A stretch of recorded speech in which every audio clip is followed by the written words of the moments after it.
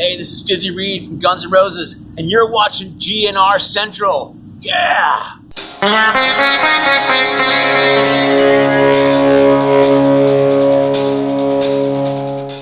Hey everybody, what's going on, and welcome to GNR Central. And today we're doing a true story about Traci Lords and Slash. Now this is a story that some people have asked me to do, and this is going to be probably one of the shorter stories since there isn't a ton of information about this. But let's first start about who is Traci Lords. Now she's got an interesting history that maybe a lot of people don't know. So back in the 1980s, in the early 80s, she was one of the most sought after porn actresses in the industry. But what a lot of people don't know is that law enforcement ended up getting involved in her career. So it was discovered that at the age of 15, she had taken part in pornographic films. And when law enforcement discovered that pornographers were distributing and selling images and films taken of her when she was a minor, it led to prosecutions and court cases that changed the pornography industry in the United States, in addition to bans on all but one of her adult films. So when Traci Lords turned 18, she ended up leaving the porn industry and she enrolled in Lee Strasberg Theater Institute, where she studied method acting with the intention of becoming a mainstream actress. Now, she's got a lot of different acting credits on mainstream TV shows, including MacGyver, Married with Children, Tales from the Crypt, Roseanne, Melrose Place, Profiler, First Wave, Gilmore Girls, and Will and Grace. She's also appeared in films such as Skinner, Virtuosity, Blade, Zack and Miri Make a Porno, and the most recently, Excision. And in 1995, she ended up becoming a singer as well when she released her debut studio album, 1,000 Fires. So it was released through Radioactive Records, and the album remains her only full-length music released to date. Now, upon its release, 1,000 Fires received generally positive reviews from music critics. AllMusic gave it 3 out of 5 stars, calling it a competent exercise in techno, at the same time criticizing Lord's vocals as being thin and not having much range, but it also remarked that she does have a forceful and distinctive personality, which gives the record a cohesive sound. It was also rumored on one of the MyGNR forum posts that Slash played on the record as well. Some people think the song Love Never Dies was featuring Slash on guitar. Now let's turn to Slash's autobiography and see what he had to say about Traci Lords. So it came out in 2007, and he briefly mentioned Traci Lords. So in his book, he said, "I went through an interesting succession of girlfriends during a long and nightmarish obsession with heroin that lasted from 1989 through 1991. Just a handful that I'd see over at my place, each on different nights. At some point during those months, my manager had the brilliant idea of having me present some award to someone or other at the MTV Video Music Awards.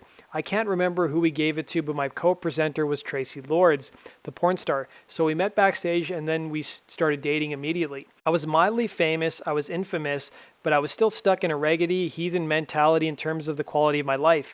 At the same time, I could have had $15 million in the bank, but I wouldn't have changed my lifestyle at all. I didn't have a car. I was happy to have a one-room apartment that looked like a generic hotel room and needed nothing more. That was where my head was at. At the same time, I knew how to be a gentleman, which is entirely what Traci Lords expected on a date, so somehow we hit it off." So Slash went on to say, "Traci didn't want any part of being seen in public with me.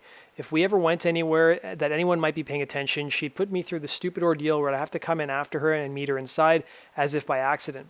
Obviously, I was recognizable, so she always insisted that we scoot in some back alley entrance. From what I understood, she wanted to keep a low profile because she didn't want to be exposed as a groupie slut or one of the porno chicks that guys like me dated.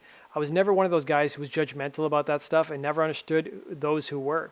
In fact, the only reason I knew her was because I'd seen her in a movie where she was bent over holding her ankles and she looked amazing. I truly appreciated that, so I figured everyone else appreciated that too.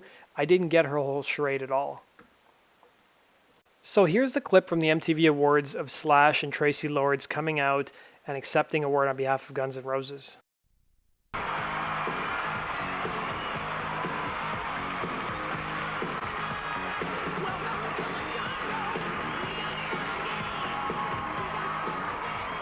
Traci Lords.